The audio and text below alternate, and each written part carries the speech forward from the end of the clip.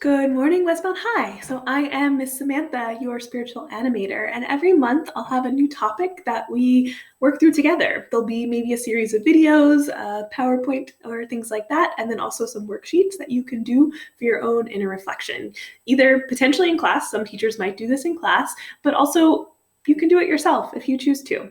So this month is all about caring for our whole self, our mind, our body, and our spirit. So we hear about self-care a lot, almost kind of in a blasé way now. But self-care, it's whatever recharges your physical, mental, and spiritual battery. We all need to be recharged sometimes, right? Like we only have so much to give. And self-care and caring for a whole self is really just about recharging ourselves so we can move forward. So dictionary definition is self-care is the practice of taking an active role in protecting one's own well-being and happiness, in particular during periods of stress. We all face stress multiple times during a day, so self-care is also it's a way to protect ourselves, to care. So why self-care is important? It's to maintain a healthy relationship with yourself. It produces positive feelings. It boosts your confidence and self-esteem. Also, self-care is necessary. It's necessary to remind yourself and others that you and your needs are important. And self-care ensures you stay sharp, you stay motivated, you stay healthy. So the benefits of self-care. Self for your mind, body, and spirit. There are getting in touch with your inner self, really knowing who you are on the inside, slowing down. It can boost your immune system, important these days. It can boost your self-esteem and your confidence. It can increase your productivity. Your teachers might like that. And it can improve self-compassion for others. If we care for our whole self and care for our mind, body, and spirit, we'll be more able to care for those around us, right? If you know if you've ever flown, I miss flying. I usually travel every summer and I didn't get to do that. So if you've flown before, you know, like they always say, put your air mask on before others. It's key and important to really take care of yourself, to give yourself that strength to be able to care for others. So that's how it can improve compassion for others, compassion for those around you. So there's different types of self-care. I just chose 4. There's many more.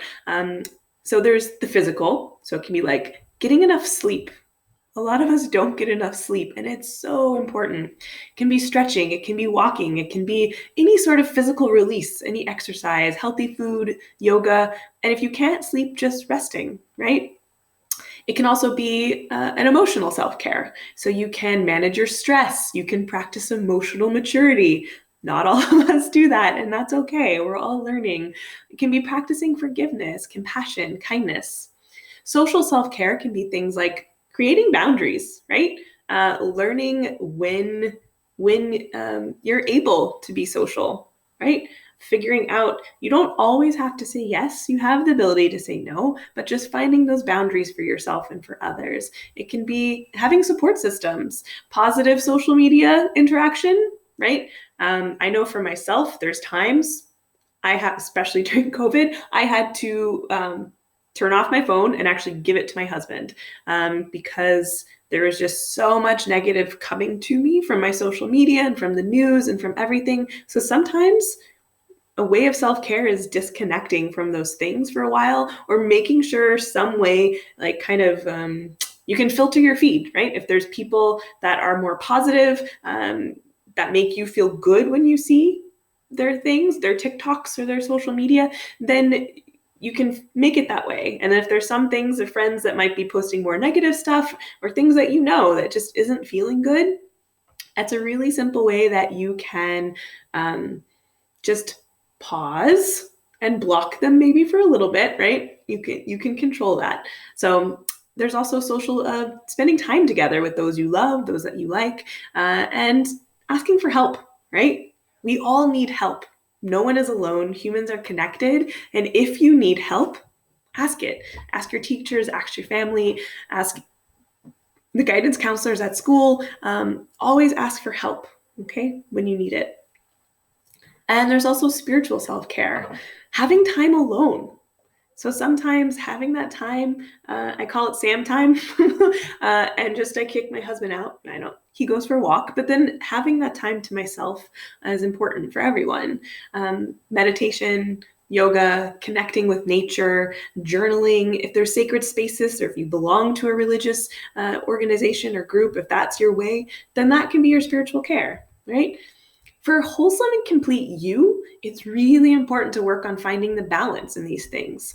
And caring for yourself in each of these categories will help create harmony for your inner well-being.